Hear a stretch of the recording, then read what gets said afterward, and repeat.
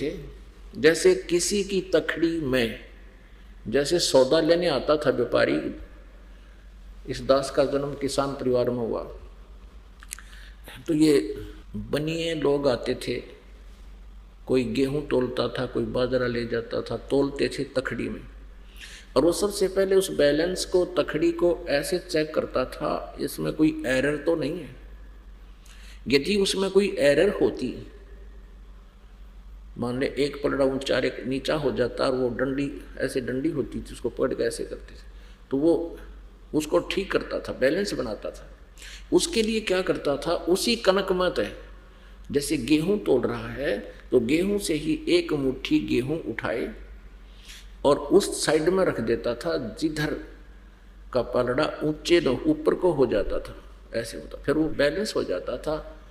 10 ग्राम 20 ग्राम जितना भी 50 ग्राम कणक डाल देने से, फिर जिसमें कणक डाली है उसी में बट्टे रख दिए जाते थे और दूसरी तखड़ी के तराजू से कणक भर भर के और फिर तोली जाती थी। यानी असली सौदा तो अन्य है और पासिंग तो थोड़ा सा वो गेहूं था, एक मुट्ठी भर 100 ग्राम 50 ग्राम, उसको पासिंग के लिए यूज किया गया। पासिंग माने उस बैलेंस की, तखड़ी की कमी को ठीक करने के लिए, एरर को ठीक करने के लिए वो नॉन एज पासिंग है, उसको पासिंग कहा करते हैं। तो परमात्मा कहे हैं ये 3 लोक, पृथ्वी, स्वर्ग और पाताल, इन 3 लोक की तक इतना समझो यो तो जैसे वह पासिंग की तरह रख दिए जाए, इनका कोई यूज ही नहीं। उस सौदे में तो कितना आते को ना। तो क्या बताते हैं, सतनाम पालड़े रंग होरी हो और 14 लोक चढ़ावे राम रंग होरी हो, 3 लोक पास्यंग धरे रंग होरी हो, तो ना तुले तुलाया राम रंग होरी हो। अपने आत्माओं जिन्होंने 2 वर्ष 3 वर्ष 4 वर्ष इससे अधिक जो समय हो गया इस दास के इस तत्व ज्ञान को सुनते हुए, जो परमात्मा ने, कबीर जी ने हमें प्रदान किया हुआ है रहम करके, वो तो आसानी से समझ सकते हैं। जो बच्चे नए आए हैं वो अभी इन बातों से परिचित नहीं होंगे, लेकिन धीरे धीरे आज पहली कक्षा में आए हैं, प्रथम कक्षा में, फिर कुछ दिन के अंदर इनको द्वितीय कक्षा जैसा ज्ञान हो जाएगा, फिर तृतीय, तो ऐसे ही आपका विकास होगा दिमाग का, माइंड का। तो आसानी से समझ सकते हैं कि एक सतनाम की कितनी कीमत है और आपने कितने दिन हो गए इस सिमरन को करते हुए, और आपकी भक्ति का बैलेंस अभी तक पूरा नहीं हो पा रहा। इससे आप आइडिया लगा सकते हो आपके ऊपर कितना कर्ज है इस काल का, और इतनी कमाई करते करते भी अभी हम उसकी भरपाई नहीं कर पा रहे हैं, लेकिन होगी ऐसे ही। तो इस प्रकार हमने इस तत्व ज्ञान को समझना कि हम इतने जन्मों से इस काल के जाल में फंसे हुए हैं। अब हमारे को इस काल ने किस प्रकार बांध रखा है। ये पृथ्वी लोक एक परिजन है, हमारी कैद है, न समझो, यहाँ पर हमने जेल में डाल रखा है। अब हमने यहाँ से चलना है, इसका कर्जा उतारना है। इस काल के कर्जे को से मुक्त होकर, इसके लोन से मुक्त होकर ही हम यहाँ से जा सकते हैं। अब प्रसंग ये चल रहा है कि इस तत्व ज्ञान से कोई भी परिचित नहीं है, और सत साधना ना करने से हम मनमाना आचरण करते करते अपना जीवन व्यर्थ कर रहे हैं। अब जैसे आपको ये दास बताना चाह रहा था कि हम इस काल के कर्जे में, यानी इसके लोन में इतने दब चुके हैं कि हम अपने सतर से यहाँ से बाहर नहीं जा सकते। जैसे कोई विदेश चला जाता है और विदेश में जाकर उसने कोई अपना व्यवसाय शुरू किया, उसने बिजली का कनेक्शन ले लिया, टेलीफोन का लिया, पानी का लिया, और भी कोई गैस का ले लिया,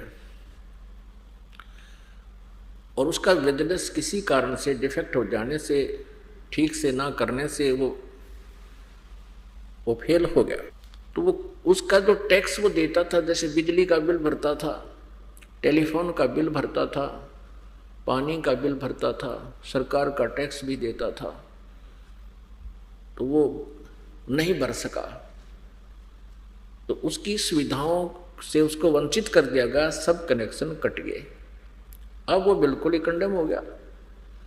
तो उसको उसका उत्थान करने के लिए क्या आवश्यकता, किस चीज़ की आवश्यकता होती है? जैसे बैंक में लोन लेने जाते हैं या किसी विभाग में अपना कार्य को फिर सुचारू करवाना चाहते हैं, जैसे टेलीफोन का दोबारा चालू करवाना चाहते हैं, तो उसका विकल्प है कि कोई गारंटर चाहिए इसको, और वो कहे कि भी मैं इसका गारंटर बनता हूँ, आप इसकी सुविधा चालू कर दो।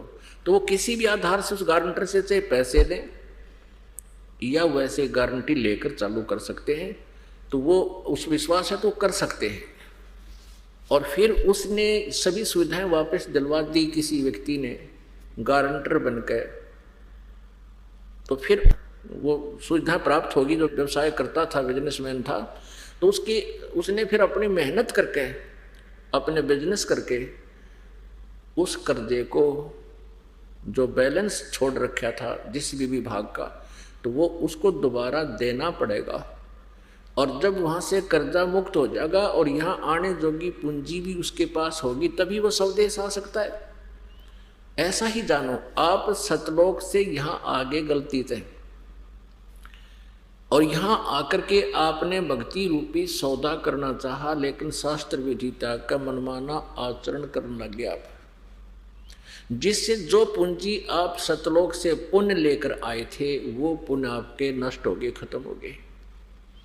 यहाँ इस जहाज में बैठ कर यहाँ पहले तो स्वर्ग में रखा आपको, इसने आपको कति भक्तिहीन करा दिया, नीचे छोड़ा ही नहीं। वहाँ स्वर्ग क्या है? एक रेस्टोरेंट है।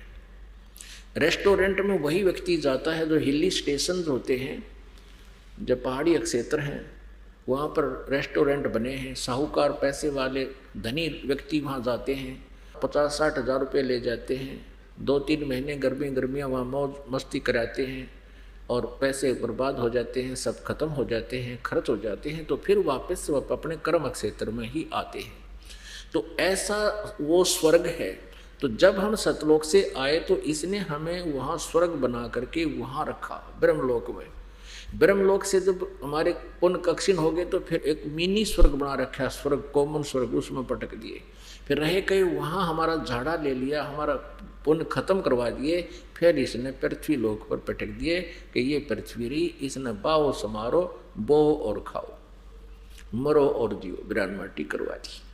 और यहाँ फिर हमारे को उस सत साधना से अपरिचित करा दिया इसने कि जिससे हमारे शुभ संस्कार बनने थे। जब हम सतलोक से चले थे, हमने गलती कर दी थी, उस दयालु परमात्मा ने हमें सारनाम बताया था और ये सतनाम भी बताया था कि तुम मर तो गए, जा तो रहे हो, लेकिन इस मंत्र को याद रखना। इस मंत्र की कमाई तुम करते रहोगे तो मैं तुम्हें आकर के वापस ले आऊँगा, तुम निर्धन नहीं होगे। इस काल ने सबसे पहले हमारे ऊपर ये 3 इंजेक्शन लगवा दिए, एक रजगुण, दूसरा सतगुण, तीसरा तमगुण। अब हम भूल गए, माँ के गर्भ से बाहर आती हम भूल गए कौन है, कहाँ से आए थे, हमारा क्या उद्देश्य है। हमें ये नहीं पता कि हम पहले मनुष्य भी थे या नहीं थे, हमारी इतनी बुद्धि संकीर्ण होगी। तो काल ने ये मंत्र और यथार्थ साधना भी गुम कर दी, नष्ट कर दी। परमेश्वर ने फिर दया करी हमारे ऊपर। इस काल के अंतःकरण में, काल कौन है? ये ब्रह्म है, सरपुरुष है, 21 ब्रह्मांड का ये प्रभु स्वामी है, 21 ब्रह्मांड का राम है, ये ब्रह्मा विष्णु महेश जी का पिता है। इस काल भगवान ने अर्थात ब्रह्म ने, जो गीता जी अध्याय नंबर 11 के श्लोक नंबर 32 में कहता है कि मैं काल हूँ, ये श्री कृष्ण में प्रवेश करके ये काल अर्थात ब्रह्म बोल रहा था गीता जी को। श्री कृष्ण जी ने गीता का ज्ञान नहीं बोला, यानी इस बॉडी भगवान श्री कृष्ण की ही बोल रहा था, वो उसके अंदर प्रयोग कर रहा था। ये तो शरीर ऐसे यंत्र है जिसमें जैसी कैसेट डाल दी उस टेप में वो वैसा ही बोलेगा, जैसी भी चिप किसी में डाल दी आपने वही तो बोलेगा वो मोबाइल। ऐसा जानो, ये शरीर एक मोबाइल या टेप समझो, यंत्र है। इसका कृष्ण जी के इस मोबाइल का प्रयोग कर लिया इस काल भगवान अर्थात ब्रह्म ने, 21 ब्रह्मांड के स्वामी ने, श्री ब्रह्मा विष्णु महेश के पिता ने। इस काल के अंतःकरण में परमेश्वर ने ये सूक्ष्म वेद सहित ये चारों वेद भी डाल दिए। समय आने पर अपने आप ऑटोमेटिकली इसके शरीर के अंदर से श्वासों के माध्यम से बाहर आए और इन्होंने ये पांचों वेद ऐसे प्रकट हो गए। अपने आत्माओं, आज से अगर 10, 20, 50, 100 वर्ष पहले हम ये ज्ञान देते थे, परमात्मा देते रहे हैं, तो कोई स्वीकार करने को तैयार नहीं था कि कैसे तो अंतःकरण में फीड कर दिए काल के परमात्मा 16 शंख कोश की दूरी पर काल यहाँ बैठा है, उसके अंतःकरण में कैसे भेज दिए उसने पांचों वेद। अब बहुत आसान हो गया है, जैसे आजकल ईमेल चलती हैं, फैक्स आते हैं और एक मोबाइल से दूसरे मोबाइल में ब्लूटूथ के माध्यम से पूरी की पूरी फिल्म, पूरे के पूरे आइटम दूसरे में चले जाते हैं और कोई आना जाना तार भी ना ला रखे। और वो परमात्मा तो समर्थ है, उसकी विज्ञान की तो पासिंग भी नहीं है इस कलयुग की विज्ञान। कलयुग की विज्ञान तो परमात्मा के उस विज्ञान यानी तत्वज्ञान के सामने, विज्ञान कहो चाहे तत्वज्ञान कहो, ये विज्ञान यहाँ की है, वो तत्वज्ञान वहाँ परमेश्वर के आध्यात्मिक विज्ञान है, उस विज्ञान के सामने तो पासिंग भी नहीं है। तो अब हम आसानी से समझ जाएंगे कि कैसे वो परमात्मा लीला करता है। सतलोक बैठे हुए वो सबके अंतःकरण में एक ही स्विच ऑन करके सबके अंदर ये भेज सकता है और सबके यहाँ से भी फैक्स परमात्मा के दरबार में जाते हैं और एक एक हमारे अंतःकरण में हमारे आत्मा के साथ एक ऐसा यंत्र ला रखा परमात्मा ने, आध्यात्मिक यंत्र, उसमें असंख्यों जन्मों के हमारे सब संस्कार उसमें डिपॉजिट हैं कोड वर्डों में। उसी की नकल परमात्मा ने यहाँ थोड़ी सी दी, जैसे चिप होती है, वो 4 GB की चिप भी इतने साइज की है, 1 GB की भी उतनी साइज की है। तो ऐसे ही परमात्मा ने हमारे अंतःकरण में ऐसी चिप ला रखी है, मैं सोच रहा हूँ, और उसमें असंख्य जन्मों के ये कोड वर्डों में असंख्य जन्मों का मैटर आपका फीड है। तो ऐसे उस परमेश्वर ने इस काल के ब्रह्म के अंतःकरण में 5 वेद दिए थे और समय आने पर इसके ऑटोमेटिकली इसके शरीर से बाहर निकल गए थे।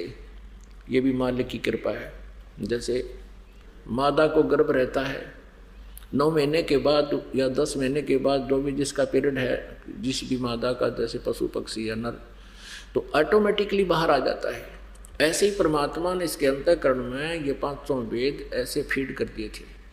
और जब सतयुग प्रारंभ हुआ उसके थोड़ा सा तुरंत ही कुछ देर के बाद जब इसने ये बकवाद करनी शुरू कर दी, तो अपने मनमुखी ये बात ज्ञान देने लगा, उसी समय परमेश्वर ने इसके अंतःकरण से वो समय अनुसार अपने आप बाहर आगे समुद्र में पटक दिए इसने। फिर इसने देखा 5वां वेद नष्ट कर दिया, जिसमें परमात्मा के पाने का पूरा अच्छा विवरण है, विस्तार से कही गई है, और 4 वेद रख लिए जिसमें केवल ब्रह्म तक की ही साधना का विवरण है। ब्रह्म का मंत्र ओम है और इसने ये वेद दे दिए हमारे थे। तो प्रसंग चल रहा था यजुर्वेद अध्याय नंबर 40 के श्लोक नंबर मंत्र नंबर 15 में यही कहा कि ओम कर्तु समर किलवे समर कर्तुम समर। तो ब्रह्म तक की साधना का जो भी विवरण था वो तो रख दिया इसने, बाकी नष्ट कर दिया। उसके लिए ऑप्शन छोड़ दिया कि तत्वदर्शी संत बताएंगे, क्योंकि वेदों में भी, सूक्ष्म वेद में भी यही है कि परमात्मा आता है, स्वयं आएगा और ये ज्ञान बताएगा। परमात्मा मनुष्य सदृश है, साकार है। इसने काल ने, ब्रह्म ने निराकार की थ्योरी सबके अंदर थोप दी। किसी ने पूछ लिया परमात्मा कैसा निराकार है, कैसा है निराकार है, वो दिखाई थोड़ा ही देता है। तो परमात्मा साकार है, मनुष्य सदृश हैं, वो आते हैं, एक साधु संत का रूप बनाते हैं, आध्यात्मिक टीचर जैसा रूप बनाते हैं, क्योंकि उसने नकली आध्यात्मिक टीचर बना रखे होते हैं। तो वो परमात्मा भी उन आध्यात्मिक टीचरों जैसा समय अनुसार जैसी भी उनकी वेशभूषा होती है वैसा ही बनकर आते हैं।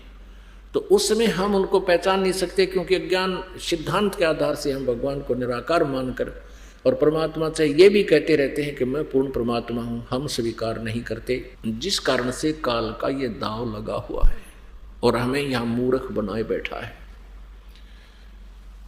तो परमात्मा ऐसे आते हैं और फिर बताते हैं, चारों युग में संत पुकारे, को के कहा हमें एल रे, हीरे माणक मोती बरस, ये जग चुगता ढेल रे। कि मेरे से परिचित जो संत हैं वो भी यही मेरे यथार्थ ज्ञान में मुझसे प्राप्त करके, हेल माने आवाज लगा लगा के ढोल के डंक के ऊपर बताते हैं। और हम जो साधना बताते हैं वो तो समझो हीरे मोती माणिक, और तुम जो साधना आन उपासना कर रहे हो ये है कंकर पत्थर इकट्ठे कर रहे हो, धोखे में लाल हीरे को जानकर कौड़ियां इकट्ठे कर रहे हो। उस भूल को मिटाने के लिए परमात्मा यहां आते रहे। उन्होंने हमें ये ज्ञान दिया है कि तुम कौन हो, कहां से आए हो। अब प्रसंग चल रहा है कि तुम यहां कर्जवान होगे, और काल ने आपका जो धन था जो सतलोक से आप लेकर आए थे, आप पूर्ण रूप से आध्यात्मिक भक्ति से भरे हुए थे, आपके पास आध्यात्मिक धन बहुत घना था, और जितना तुम लेकर आए थे इतने ही आध्यात्मिक भक्ति के धनी तो आप जी बन जाओगे, तब सतलोक जा सकोगे। और उस भक्ति की शक्ति से ही आप वहां जाओगे। जो सत साधना आप करोगे आप जी को ये आपका धन भी ये जुड़ेगा और काल का कर्जा भी उतरेगा। इसका लोन हमारे सिर पर हो गया ये भी उतरेगा, और फिर जो शेष इतना बच जाएगा जितना हम लेकर आए थे, तब हम सतलोक जाएंगे। उसके लिए कितना परमात्मा ने दया बख्श दी, वो विधि बता दी जिससे आप धनी आसानी से शीघ्र बन जाओगे। सतनाम पालड़े रंग होरी हो, और 14 लोक चढ़ावे राम रंग होरी हो। 3 लोक पासंग धरे रंग होरी हो, तो ना तुले तुलाया राम रंग होरी हो। एक सांस का मंत्र सतनाम विधिवत सच्ची लगनते और विनम्रता के साथ, विशेष कसक के साथ, यानी ये सारी मर्यादाओं से जो करते हो इससे बहुत लाभ होता है। तो कितनी कीमत होगी एक सांस की, और आप कितने कर्जवान हो जो अभी तक भी आप ऊपर को नहीं उठ पा रहे हो। तो आखिरी सांस तक आप जी ने ये साधना करते ही रहना होगा। राम नाम रटते रहो, राम नाम रटते रहो, जब तक घट में प्राणे, कभू तो दीन दयाल के भनक पड़ेगी कान। आखिरी सांस तक है। और फिर आप सुनेगा मालिक आपकी कदे तो सुनाई होगी उसके दरबार में कभू तो ऐसे ही यजुर्वेद में कहा कि ओम कर्तु समर किलवे समर और कर्तुम समर भस्मांतम शरीरम। जब तेरा शरीर छूटकर अमृतम, जितना उस ओम के नाम से जितना भी अमृतो तुझे प्राप्त हो सकता है वो भी इस तरीके से होगा कि तेरा शरीर नष्ट होने तक, भस्म होने तक इस ओम नाम का जाप करते हो। अब फिर उसने ऑप्शन छोड़ रखा कि उस पूर्ण परमात्मा के सच्चिदानंद घन ब्रह्म के पाने का मार्ग तो तत्वदर्शी संत बताएगा। और अभी आपने सुना कि 17वें अध्याय के 23वें श्लोक में सच्चिदानंद घन के पाने का 3 मंत्र के जाप का निर्देश है। ओम, तत् और सत। तत् सांकेतिक है, और मंत्र है, अन्य मंत्र है वो, और सत भी अन्य मंत्र है। वो सत जो है वो सार नाम है, वो कोड वर्ड है सत। हमने सतलोक में जाने का, सच्चिदानंद घन ब्रह्म के पाने का, ये 3 नाम का जाप जपना है। और इसके अतिरिक्त ये तो है सतलोक जाने का। सतलोक में यानी यहाँ से चलकर ब्रह्मलोक जाएंगे, ब्रह्मलोक में अपना हिसाब करा के त्रिकुटी पर, ब्रह्मलोक से पहले त्रिकुटी पर, उसके बाद फिर हम इस अक्षर पुरुष के 7 संग ब्रह्मांडों को पार करके जाएंगे। उसका टैक्स देना है। वो तत्मंत्र जो सांकेतिक उसका अकाउंट वहाँ दे देंगे। और सतमंत्र जिसको सारनाम बोलते हैं, ये भक्ति की शक्ति हमें सतलोक लेकर जाएगी। उससे पहले हमने जैसे त्रिकुटी क्या है, त्रिकुटी एक इंटरनेशनल एयरपोर्ट समझ लो, अंतरराष्ट्रीय हवाई अड्डा। जहाँ से दूसरे देशों को भी जो जहाँ जाना चाहता है वहाँ जा सकता है, वहाँ से फ्लाइट होती है। तो वहाँ त्रिकुटी तक पहुँचने से पहले हमने क्या क्या क्रियाएं करनी है,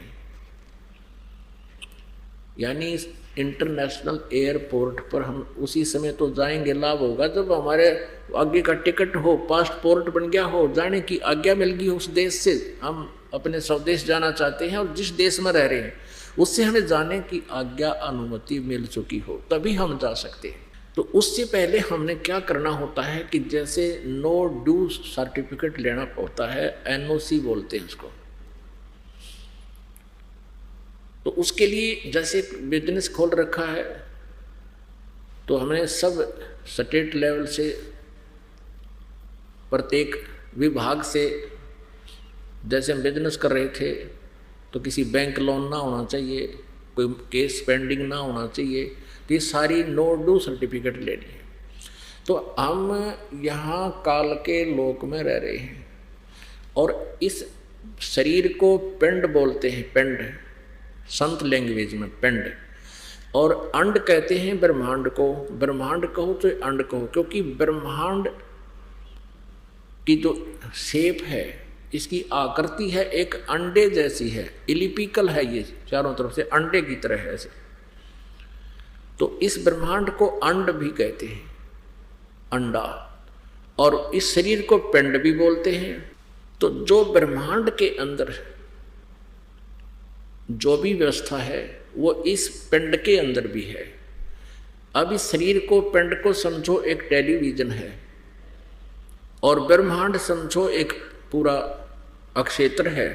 अब जैसे किसी टीवी चैनल पे कोई भी कार्यक्रम आप देख रहे हो, आपने उसको प्राप्त कर रखा, चैनल आपका ऑन है, वो चालू है, आप टैक्स वैक्स भर रखा आपने, उसका ले रखा कनेक्शन। तो जो चैनल आपका चल पड़ा, वो उस चैनल में क्या कार्यक्रम हो रहा, वो चैनल तो कहीं और है और वो वहाँ से देखकर कहीं और घट रही घटनाओं को आपके टीवी तक पहुँचा रहा है।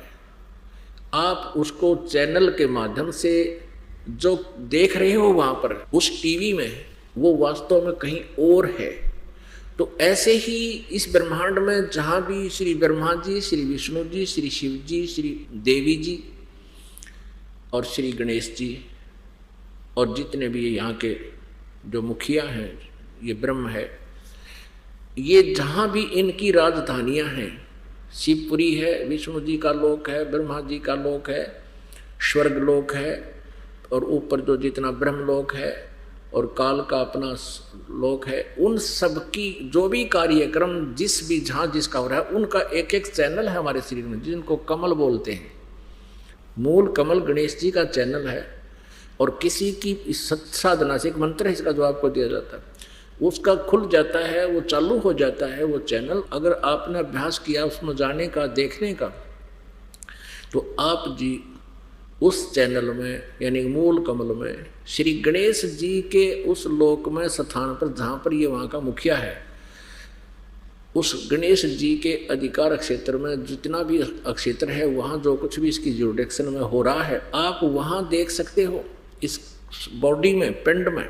तो इसी प्रकार मूल कमल में गणेश जी, उससे ऊपर जैसे हमारी ये रीढ़ की हड्डी है, बैकबोन जिसको बोलते हैं, शरीर में पीछे का बैकबोन का है, रीढ़ की हड्डी, इसके अंदर की तरफ बिल्कुल प्लेन सा एक प्लेन वो है, जैसे छिपकली हुआ कर, छिपकली के नीचे का आपने ऐसा देखो, ऐसा रीढ़ की हड्डी के ऊपर जो मांस है उसके ऊपर के ये ऐसे कमल बने हुए हैं, मूल कमल,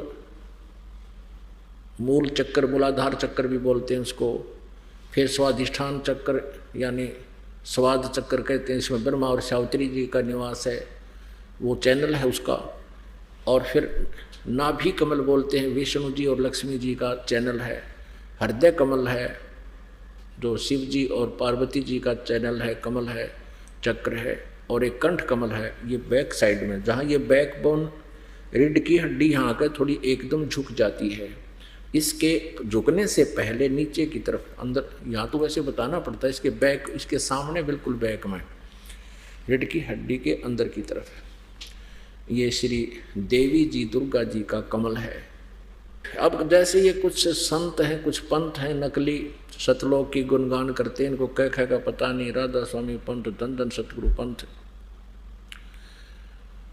और ये हंसादेसर पंथ, ये सब भगवान को निराकार बताते हैं। और साथ में एक गपोड़ और पेले हैं कि हम तो सीधे त्रिकुटी में पहुंच जाते हैं।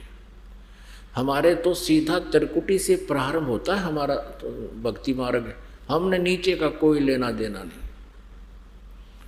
इनकी अकल गांव जारी है को पूछनिया ने।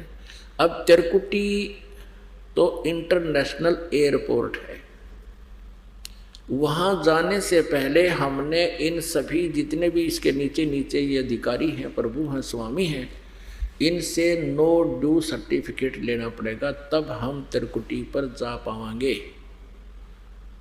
इनसे एनओसी लेनी पड़ेगी।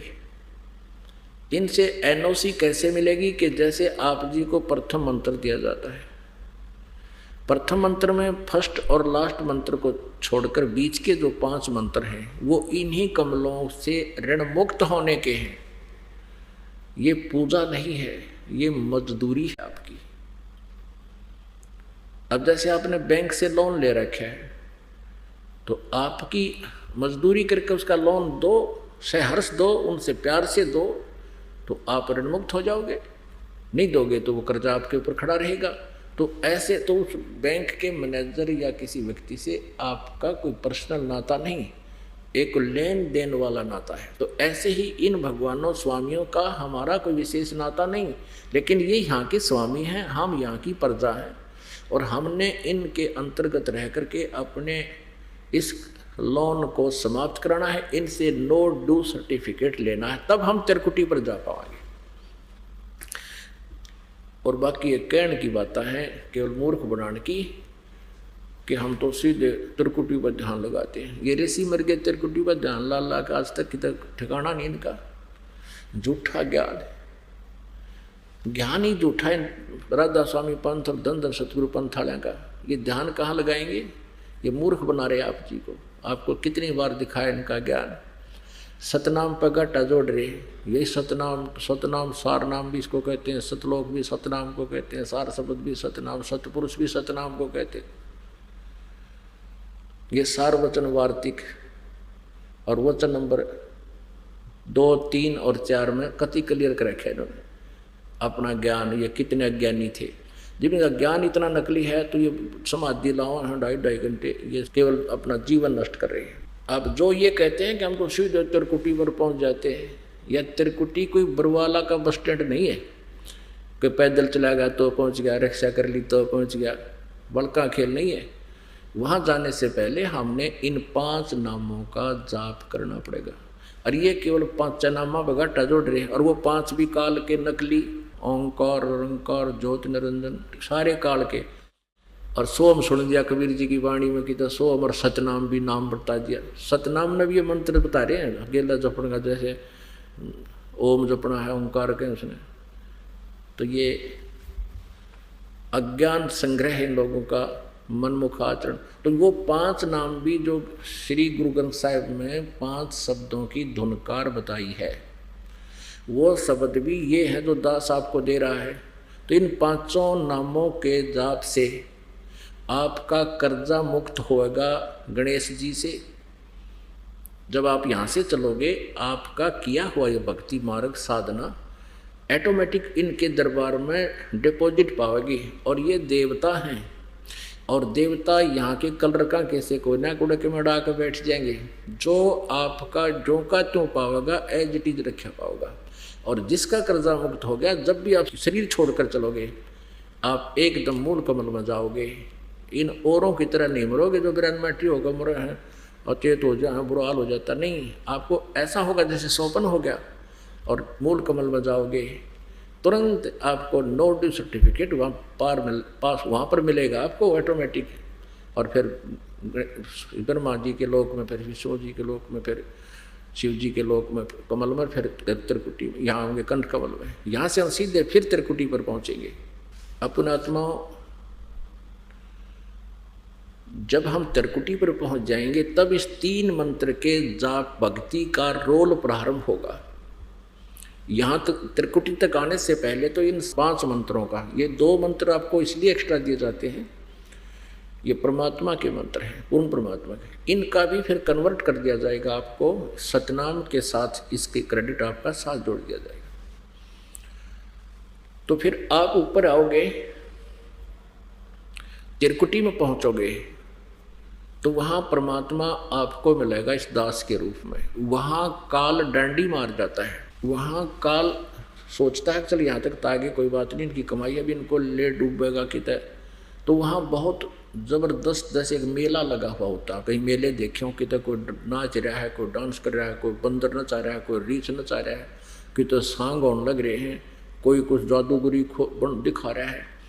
तो वहाँ जो उद्देश्य से जो व्यक्ति गया है वो उद्देश्य ना भूल जावे, और उनके नाच गाने खेल के जेब में पैसे हैं, पैसे से वहाँ सब टेंट लगे होते हैं, टैक्स टिकट लगी होती है, तो सर्कस हो रहे। तो वहाँ परमात्मा आएगा इस दास के रूप में, नूरी रूप बना के। नूरी मीन तेज पुंज के शरीर में होगा, एचडी जागृति होगी, सुंदर शरीर होगा और बहुत हल्के तेज पुंज का होगा। उसको देख करके आप जी ने तुरंत जैसे अब आपका भाव है और आप कहीं बाजार में हो या कहीं मेले में गए हो या कहीं यात्रा में जा रहे हो और आपको कहीं ये दास खड़ा मिल जाए कि गुरुजी वहाँ वो खड़े, पता लगते ही आप बस छोड़कर भाग लोगे, वो गुरुजी के दर्शन करने जाते हैं। तो वो स्वभाव अगर आपका सही है, आपके हृदय में जगह है। अब ये जो रिहर्सल आपकी कराई जा रही है ये फाइनल एग्जाम के लिए है। अब जैसे यहाँ कहीं बैठे रहते हैं, दर्शनार्थ भी ना आते, जब दर्शन शुरू होते हैं तो भगतजन शिकायत करते हैं जी वो बैठे हैं जैसे आम दिनों में समागम से अतिरिक्त, तो वो आ नहीं रहे, कह भी दिया हमने, कहते हैं सामने देख लेंगे। तो वो अभी बालक हैं। तो इस तरह जो रिहर्सल आप कर रहे हो ये फेल होने की और आवाज़ लग जाती है दर्शन की, तो तुरंत आपके उमंग हो कब दाव लगे दर्शन करें भगवान गुरु जी का। तो इस तरह की जो आपके अंदर तड़फ है, जैसे गुरुजन बाहर आते हैं अपने स्थान से तो श्रद्धालु और अन्य भी ऐसे ही करते हैं, गुरुजी आगे ऐसे देखते हैं, क्योंकि रिहर्सल बराबर है। वो नकली भी ये सांग जोड़ रहे हैं और असली भी ऐसा ही होता है। तो उनकी भी वही आस्था है कि गुरुजी के दर्शन हो गए, हो कहाँ खड़े हैं वो खड़े। तो ये कसक भगत की होनी चाहिए और ये वहाँ काम करेगी। अब वो नकली जैसे और साधना कर रहे हैं, मान ले किसी की पिछली पुण्य कमाई शेष रह रही है, कुछ ऐसी पुण्यात्मा है जैसे ये संत बन गए हैं राधा स्वामी पंथ के या अन्य किसी पंथ के नकली, ये पिछले जन्मांतर के पुण्यकर्मी प्राणी हैं और ये जीवन ये बहुत ठाठ बाट से व्यतीत कर जाते हैं, लाखों लोगों को चिपकाए बैठे हैं। जब इनकी मृत्यु होगी ये भी त्रिकुटी पर जाएंगे। अगर इनकी कोई पिछली शेष रह जाती है कुछ एक की कमाई इतनी, क्योंकि असंख्य जन्मों से, अरे ये कौन है, ये वही आत्मा, अच्छी आत्मा जो कभी परमात्मा कबीर जी के शिष्य रहे हैं और उन्होंने इस सत साधना इस पीक टाइप में की है। ये जो अब भक्ति युग चल रहा है, भक्ति काल चल रहा है, ये बिचली पीढ़ी में, और ये कुछ दिन साधना करके विमुख हो गए, काल के फंस गए। अब काल ने इनके, इस ब्रह्म ने इनके कर्म बिगड़वाने के लिए दोबारा मनुष्य जीवन कलयुग में दे दिया और ये पिछली भक्ति के कारण आज इतने इनमें प्रभाव है, लाखों लोग चिपके हुए हैं और अब पता लग रहा है कि इनके पास खख भी नहीं है, फिर भी वहाँ से हटने को दिल नहीं करता। तो ये पुण्यकर्मी प्राणी है, संत जितने हैं, और इनकी मृत्यु हो जाती है फिर भी इनकी इतनी कुछ पुण्य रह जाती है, ये भी त्रिकुटी पर पहुँच जाते हैं पिछले संस्कार से। वर्तमान का कुछ नहीं इनका हिस्सा होता है इसमें।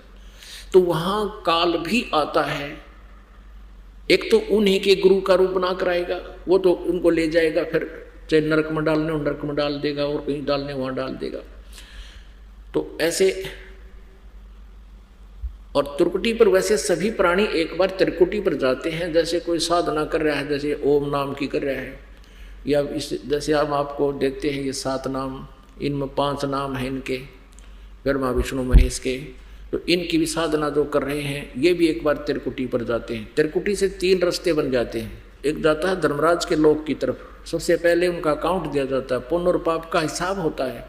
पाप वाले को सीधा नरक में ठोक दिया जाता है और पुण्य वाले को आगे, जिसने जैसे विष्णु का उपासक है विष्णु लोक में भेज दिया जाता है, शिव जी का उपासक है शिव जी के लोक में भेज दिया जाता है, और ब्रह्म का उपासक ब्रह्मलोक में भेज दिया जाता है। तो वहाँ त्रिकुटी पर सभी एक बार जाते हैं मृत्यु के उपरांत, लेकिन जो सत साधना करने वाले हैं वहाँ पर काल आता है, इस दास के रूप बनाकर भी आ सकता है, और वो अन्य जो पुण्यकर्मी प्राणी हैं उनके लिए भी वो काल वहाँ आ जाता है, उन्हीं के गुरु का रूप बना करके।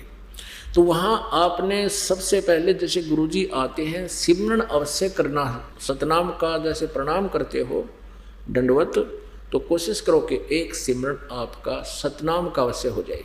करने और उठने के बीच में या प्रथम मंत्र किसी को प्राप्त है वो अवश्य हो जाना चाहिए, यानी लेटते समय उठकर खड़ा होकर भी करते रहो जब तक दर्शन कर रहे हो।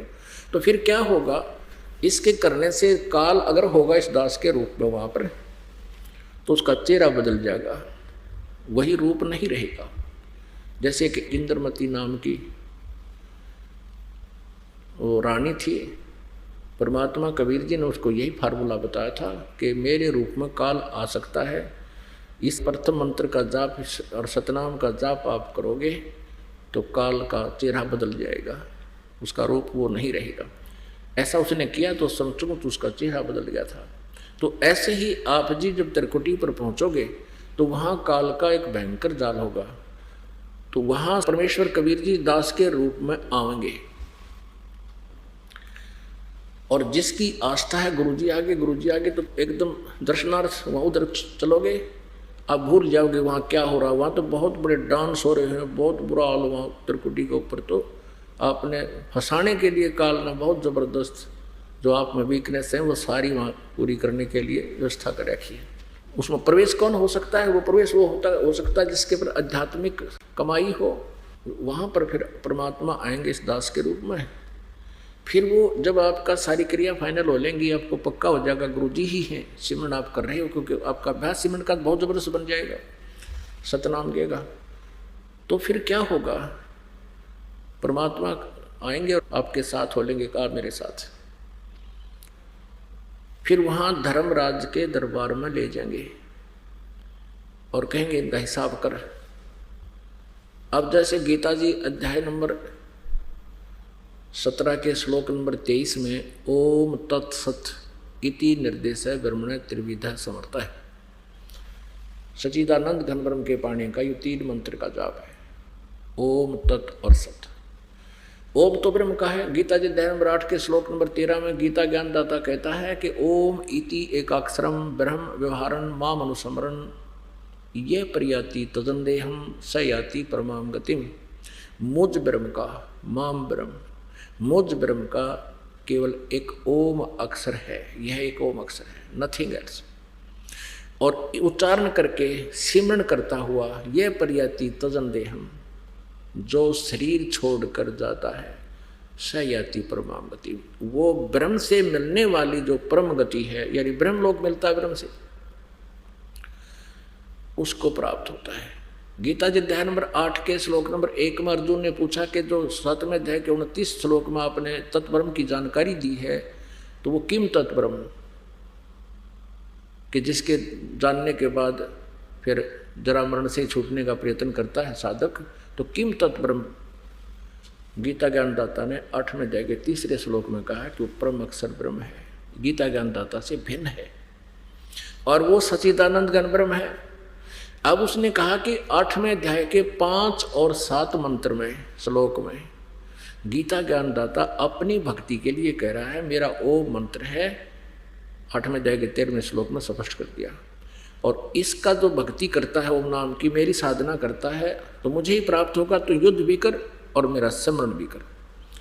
8वें अध्याय के फिर 8, 9, 10 इन 3 मंत्रों में, श्लोकों में उस सच्चिदानंद घन ब्रह्म की साधना करने को कहा है, जिसे 8वें अध्याय के 3 श्लोक में परम अक्षर ब्रह्म कहा है। अब उसकी साधना करता है, उस सच्चिदानंद घन ब्रह्म की, या उस ये समझो परम अक्षर ब्रह्म की साधना करता है, तो भक्ति की कमाई से अंत समय में वो साधक भक्ति बल से उस परमात्मा को ही प्राप्त होता है। कति फाइनल कर रखे है। अब उसको कैसे प्राप्त होता है? अब गीता ज्ञानदाता चौथे अध्याय के 5 और 9 श्लोक में और गीता जी के अध्याय नंबर 2 श्लोक नंबर 12 में, अध्याय नंबर 10 के श्लोक नंबर 2 में स्पष्ट करता है कि मेरे जन्म होते हैं, मृत्यु भी होती है। तू नहीं जानता अर्जुन, मैं जानता हूं, मेरे कर्म दिव्य हैं, मेरे जन्म भी दिव्य हैं। इससे सिद्ध है कि गीता ज्ञानदाता ब्रह्म के जन्म मृत्यु होती है, और जब तक जन्म मृत्यु है तो वो शाश्वत स्थान नहीं मिल सकता। इसलिए गीता जी अध्याय नंबर 15 के श्लोक नंबर 1 से 4 में स्पष्ट किया है कि तत्वदर्शी संत की पहचान बताते हुए कहा है कि जो उल्टे लटके हुए संसार रूपी वृक्ष को, जिसकी जड़ ऊपर ने शाखा नीचे को, तीनों गुण रूपी, इसको तत्व से जानता सभी विभाग बता देगा। जड़ कौन भगवान है, तना कौन प्रभु है, जैसे अक्षर पुरुष एक पेड़ है, निरंजनवा की डार, तीनों देवा शाखा है, ये पात रूप संसार। ये कबीर परमेश्वर जी जब तत्वदर्शी संत रूप में प्रकट होते हैं, ज्ञान देने के उद्देश्य से परम अक्षर ब्रह्म आते हैं कबीर जी, तब उन्होंने अपनी अमृत वाणी में, कबीर वाणी में ऐसा बोला हुआ है। तो जो ये बताए सारा उल्टे लटके संसार रूपी वृक्ष के सभी विभागों से परिचित है, वो तत्वदर्शी संत है। और उस तत्वदर्शी संत की प्राप्ति के उपरांत उस परमेश्वर के परम अक्षर ब्रह्म के उस परम पद की खोज करनी चाहिए, जहां जाने के बाद फिर लौटकर साधक कभी नहीं आते, उनका जन्म मृत्यु कभी नहीं होता। और जिस परमेश्वर ने सब ब्रह्मांडों की रचना की है, अर्थात जिससे संसार रूपी वृक्ष की प्रवृत्ति विस्तार को प्राप्त हुई, अर्थात जिसने सब ब्रह्मांडों को रचा है, और केवल उसी की भक्ति करें और की नहीं करनी, गीता ज्ञानदाता स्पष्ट कर रहा है। इसलिए गीता जी अध्याय नंबर 18 के श्लोक नंबर 62 में कहा कि अर्जुन, तू सर्व भाव से उस परमेश्वर की शरण में जा, जिसकी कृपा से तू परम शांति को और सनातन परम धाम को, ओए होए, सनातन परम धाम को, शाश्वतम शथानम, यानी सनातन परम धाम अमर लोक को प्राप्त होगा, जहाँ जाने के बाद फिर लौटकर संसार में कभी नहीं आती। अब 18वें अध्याय के 63वें श्लोक में ये काल कहता है कि अर्जुन, जो मैंने कहना था तेरे अति ज्ञान दे दिया, क्योंकि अंतिम अध्याय और अंतिम मंत्र चल रहे हैं। अब तेरा जैसा मन माना ऐसा कर ले। ये गुप्त से गुप्त ज्ञान गीता जी का मैंने तेरे ते ही बता दिया। तेने उसकी शरण में जाना है तो तत्वदर्शी संत की खोज कर, वो बताओ वैसे साधना कर ले। मेरी शरण में रहना है या उसकी में शरण में जाना है, तो ये फाइनल फैसला कर ली। और अब देखो 18वें अध्याय के 63वें श्लोक में एक बार तो कह दिया कि गुप्त से गुप्त भेद बता दिया, अति रहस्य। फिर 64वें श्लोक में 18वें अध्याय के में गीता ज्ञानदाता कहता है, एक और गुप्त से भी गुप्त भेद बता दूं, क्योंकि तू मेरा बहुत निकट है, प्रिय है। एक और बताता हूं कि ये परमात्मा, वह परमात्मा, वो तत्व ब्रह्म 18वें अध्याय के 62वें श्लोक में जिसके बारे में कहा है, और 8वें अध्याय के 3रे श्लोक में जिसके बारे में कहा है, वो मेरा भी इष्ट देव है। इन्होंने अनुवाद गलत कर रखा है, आप आसानी से कर सकते हैं। थोड़ा सा 2-3 मंत्र आपको दिखाने पड़ेंगे श्रीमद् भगवत गीता जी के। ये देखिएगा, श्रीमद् भगवत गीता जयदयाल गोविंद का इसके अनुवादक है। इसके अध्याय 18 में और श्लोक नंबर 62 आपको दिखाते हैं। ये भारत तू सब प्रकार से उस परमेश्वर की शरण में जा, यानी गीता ज्ञानदाता से कोई अन्य है। उस परमात्मा की कृपा से ही तू परम शांति को तथा सनातन परम धाम को, शाश्वतम स्थानम प्राप्सी यानी प्राप्त होगा। अब यहाँ 18वें अध्याय के 63वें श्लोक में, 18वें अध्याय के 63वें श्लोक में गीता ज्ञानदाता कह रहा है, इस प्रकार, यानी ये गीता का ज्ञान सारा बोल दिया, ये गीता का ज्ञान सब मैंने कह दिया। इस प्रकार यह गोपनीय से भी अति गोपनीय ज्ञान मैंने तुझे कह दिया। गीता का ज्ञान बोल दिया। इस रहस्य युक्त ज्ञान को पूर्णतः भली भांति विचार कर, जैसा चाहता है वैसे ही कर। पुण्यात्माओं, श्रीमद् भगवत गीता जी का पूरा ज्ञान जो कहना सुनना था सारा कह दिया इस काल भगवान ने, ब्रह्म ने। अब ये कहता है कि ये अति गुहायत, यानी बहुत ही गोपनीय से भी अति गोपनीय ज्ञान मैंने तेरे बता दिया। फाइनल हो गया। अब तेरी मर्जी है, मेरी शरण में रहना है तो ठालठ हथियार ठार हो, लट्ठम लट्ठा, या शांति नाम की चीज नहीं। युद्ध करना ही पड़ेगा, जैसे कर्म करेगा फल भोगना ही पड़ेगा। इसलिए कहा कि 18वें अध्याय के 62वें श्लोक में कि अगर तेने परम शांति चाहिए, ये झंझट वहां ना हो तेरे जीने, तो उस परमेश्वर की शरण में जा, फिर सनातन परम धाम में चला जाएगा, फिर जन्म मृत्यु कभी नहीं होगी। अब ये कहता मैंने तेरे 18वें अध्याय के 63वें श्लोक में कह दिया कि जो गुप्त से गुप्त भेद था सारा बता दिया। अब तेरी इच्छा जैसा करे वैसा कर ले। एक बार फिर पढ़ो। और फिर 64वें में क्या कहा है, एक और गुप्त बताता हूं कि वही जिसके भी शरण में जाने को तुझे कहता हूं, वो मेरा भी पूज्य देव है, मैं भी उसी की पूजा करता हूं, मेरा इष्ट है वो। अब परमात्मा कहते हैं इसको गोरखनाथ जी को, गोरखनाथ तेरा ज्योत स्वरूपी, ये ज्योत स्वरूपी जिसको तुम ब्रह्म कहते हो, या ज्योत स्वरूपी तेरा निरंजन, ये भी धरता ध्यान हमारा, ये हमारा ही मेरे से भक्ति करता है, इसको टुकड़ा देता हूँ जब ये किस ब्रह्मांड चला रहा है ये। अब यहाँ भी ये स्पष्ट कर रहा है कि मेरा भी इष्ट देव वही है। अज्ञानता से इन्होंने अनुवाद गलत कर रखा है, अनुवादकर्ताओं ने, और सभी ने ऐसा कर रखा है। देखिएगा 18वें अध्याय का अब 63, 64, 65, 66 निर्णय देंगे। आज के सत्संग का ये निष्कर्ष निकल रहा है 18वें अध्याय का, और ये है 63वां श्लोक आपने पढ़ा। इति ते ज्ञानम आख्यातम गुहायत गुहायतरम मया, इसका अनुवाद है इस प्रकार यह है गोपनीय से भी अति गोपनीय ज्ञान मैंने तुझसे कह दिया। गीता वाला ये तो हो गया गोपनीय से अति गोपनीय, यानी गोपत से गोपत। इस रहस्य युक्त ज्ञान को पूर्णतः भली भांति विचार कर जैसे चाहता है वैसे ही कर। मेरी शरण में रहना है या उसकी शरण में जाना है। अब 64 में कहता है 18वें अध्याय के 64वें श्लोक में, सर्व गुहात्मम भूय शरणों में परमम वचः इष्ट असी में दृढ़म इति। इष्ट माने इष्ट देव, बालक ने पूछ ले चाहिए। असी माने है, मैं माने मेरा, दृढ़ माने पक्कम पक्का, no nothing else, no doubt. इति माने यही, कौन, जो 18वें अध्याय के 62वें श्लोक में जिसके बारे में तुझे कहा है कि अर्जुन तू सर्वभाव से उस परमेश्वर की शरण में जा, उस परमेश्वर की कृपा से ही तू परम शांति को, सनातन परम धाम को प्राप्त होगा। इसके विषय में कहा कि यह मेरा भी इष्ट देव है। अब 18वें अध्याय का 64वां श्लोक आपको फिर दिखा रहे हैं। अब यहाँ दोबारा गुप्त से गुप्त कहने की क्या जरूरत थी? सर्वगुप्त, सबसे गुप्त, ये तो गुप्त से गुप्त यहाँ बता दिया। गोपनीयों से व्यक्ति गोपनीय ज्ञान मैंने कह दिया। अब कहता है एक और गुप्त से गुप्त फिर सुने, भूया माने फिर सुने। ये देखिए अनुवाद है, संपूर्ण गोपनीयों से भी अति गोपनीय मेरे रहस्य युक्त वचन को फिर सुन। तू मेरा अतिशय प्रिय, इष्ट माने यानी प्रिय कर दिया है, इससे यह है तेरे हित में परम हितकारक वचन मैं तुझसे कहूँगा कि कह दिया रे, और क्या कहूँगा। कहते हैं ये जो इसका देखो सबसे गुप्त ये हो गया। अब कहते हैं इस गुप्त से गुप्त और ज्ञान है, इसको तो फिर सुन में रहते हैं।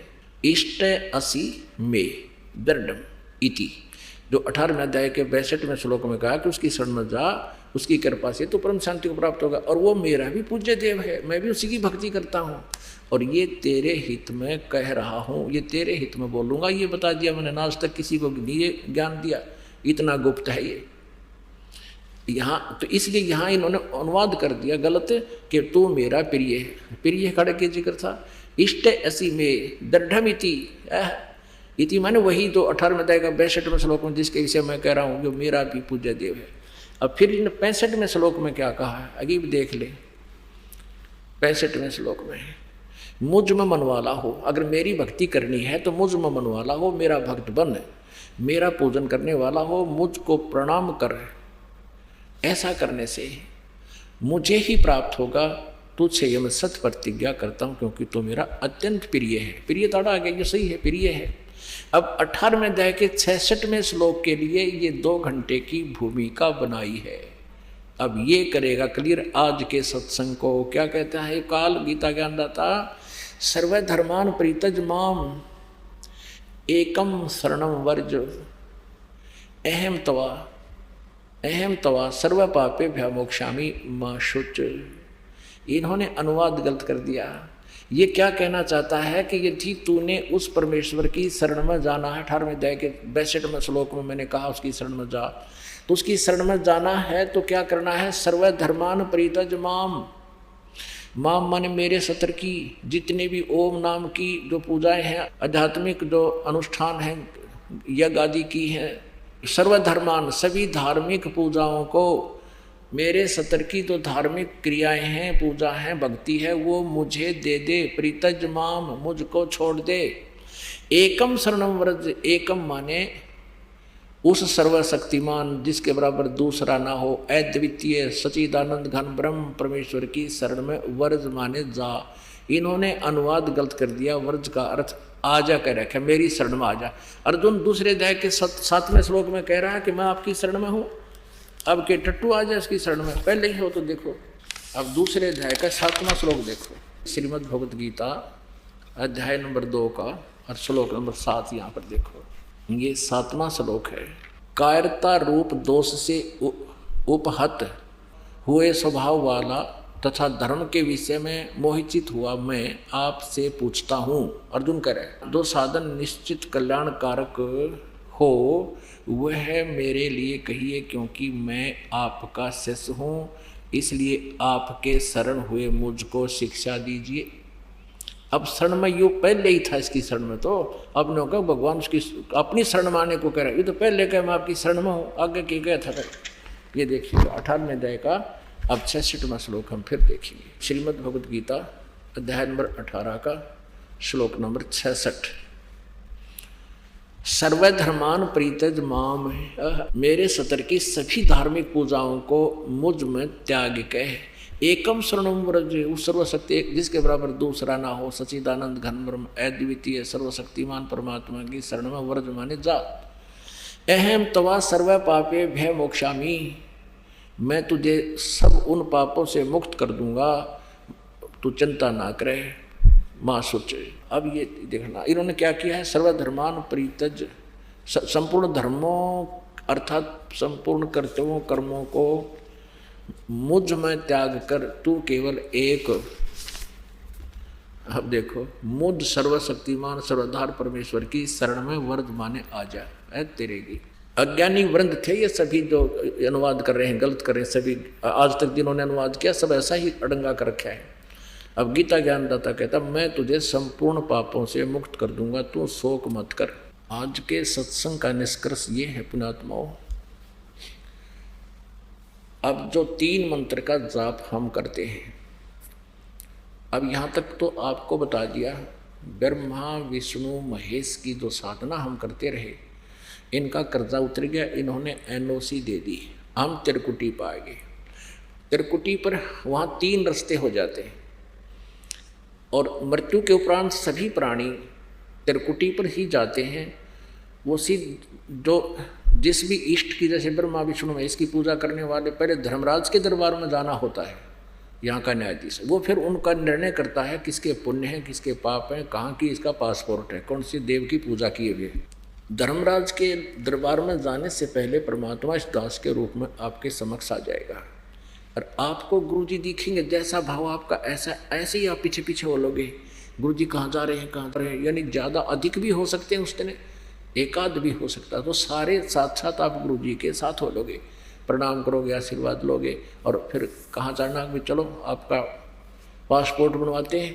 तो धर्मराज के दरबार में जाएंगे और वहाँ आपका ओम नाम के जाप की जो कमाई होगी, साधना है, वो इस धर्मराज को यानी काल को, ब्रह्म को दे देंगे, या इसकी पूजा है इसको छोड़ देंगे, फिर ये हमें सभी पापों से मुक्त कर देगा। जो गधे कुत्ते बनाकर हमें तंग करता था ये नहीं करेगा, क्योंकि इसकी सारा अकाउंट क्लियर हो जाएगा और पाप नाश परमात्मा कर देगा। परमात्मा की भक्ति में हमारे पापों का नाश कर